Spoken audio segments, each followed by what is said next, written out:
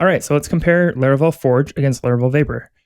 To start off, Forge has been around for over 5 years, and what it does is it allows you to provision and deploy your PHP applications. And so it does this by connecting to server providers such as DigitalOcean, Linode, Vultr, and Amazon, and it'll launch your server and then provision it so it's all set up and ready to go to deploy your Laravel applications. And now comparing against Vapor, Vapor is Laravel's newest offering. It came out in August 2019, and it allows you to deploy your Laravel applications in the serverless architecture. So what this means is behind the scenes, Vapor is configuring AWS for you and setting up everything you need to launch your servers and your applications in a serverless environment. All right, so the first thing we're going to compare is cost. So we have Forge with unlimited sites is their growth plan at $19 a month, and Vapor is $39 a month across the board. So right off the top, Vapor is about 2 times as much as Forge. However, with Forge, you also have to tack on the cost of servers. So we'll do server costs here, and that'll depend on how large your servers are. I'm not going to put any estimates in here. You should calculate all of this yourself. And with Vapor, you're going to pay for usage costs. So the more usage you get out of your application, the more traffic, the more resources you use from Amazon, the more you're going to pay. Now with Vapor, there's a couple flat per hour costs you have to pay for as well. So you have to have a database in most cases. So we're going to pay for RDS to run your database. You're going to pay for Elasticache to run your cache cluster. If you're using Redis, you don't have to though.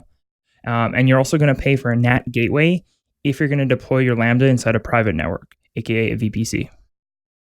Now, all 3 of those things aren't actually required by any means. If your application doesn't have a database, that's fine.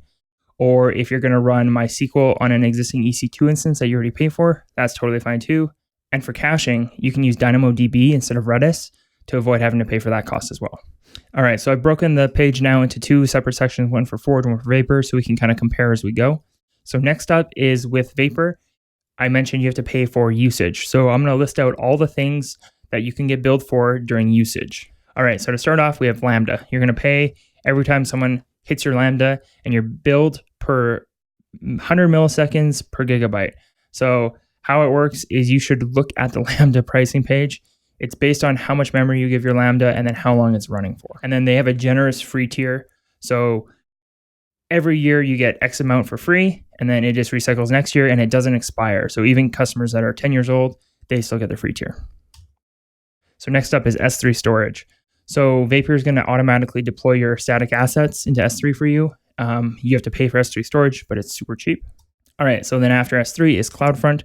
So in order to deploy these static assets, we're going to put them behind a CDN, and that's what CloudFront is. Next up, if you're using Route 53, which is Amazon's DNS service, you don't have to, but Vapor comes built in, bundled, that does everything for you.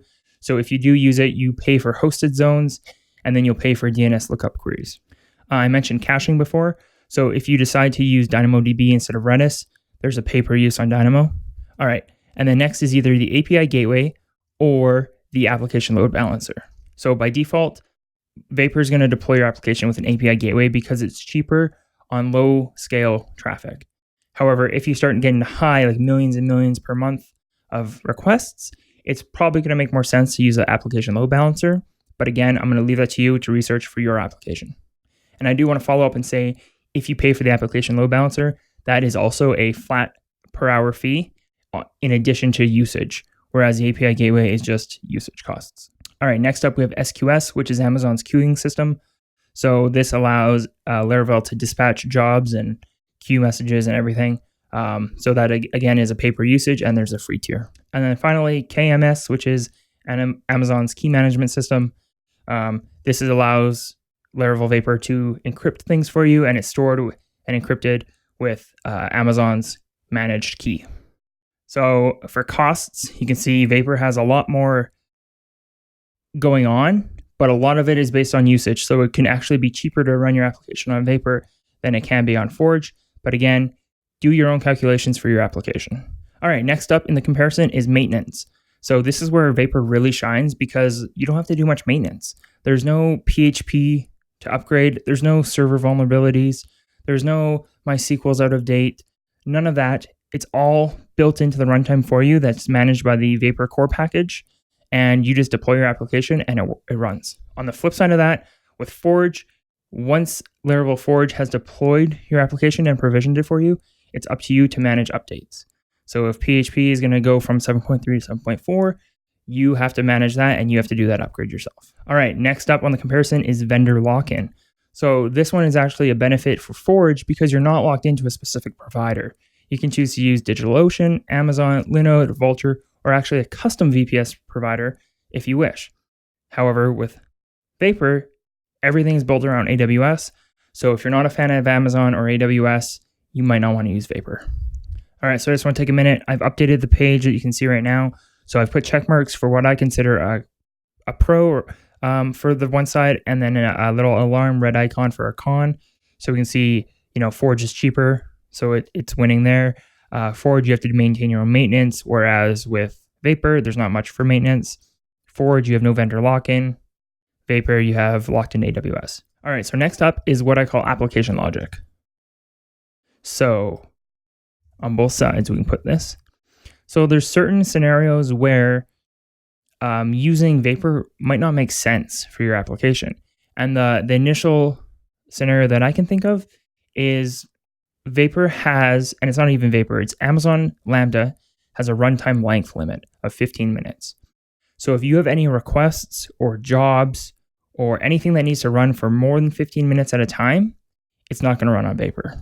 You either need to break it down and chunk it up somehow, or you just don't switch over to Vapor for that, and it still runs on your traditional servers.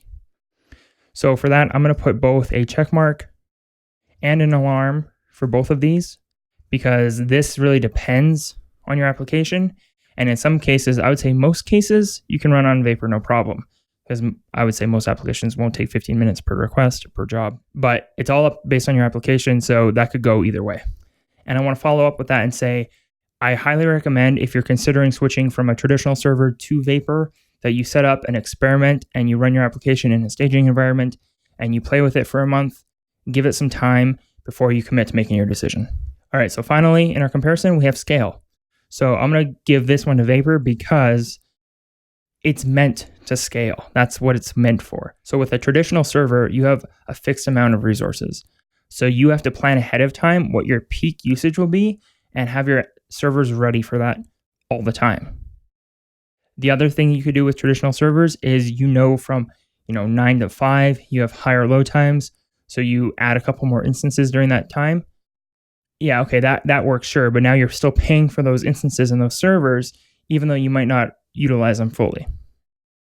On the other side, with Vapor and Lambdas, you only pay for what you use, and it'll scale near infinitely. Vapor does have some settings that let you cap at the scale.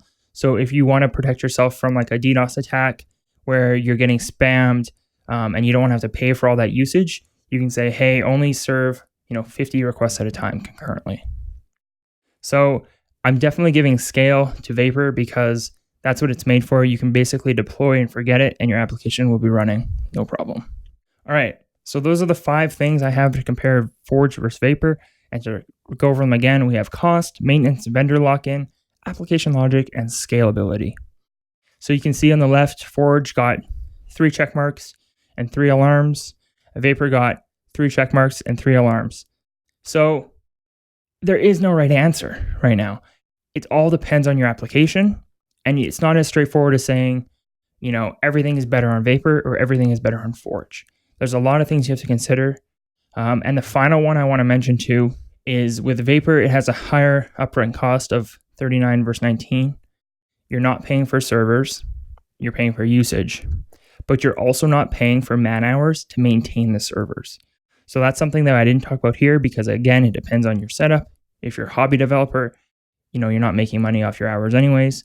If you're a team with 10 developers, you might have one of them dedicated, specifically to server maintenance. You might not need to do that anymore. So it all depends on your application. I highly recommend, once you get into the Vapor beta or once it's released, try it out, pay for a month, play with it, see how it goes. I really like it, and I'm going to be using it for most of my projects in the future. I hope you enjoyed the video. If you did, please leave a like, subscribe to the channel, and follow me on Twitter @OwenConti. I'll see you next time.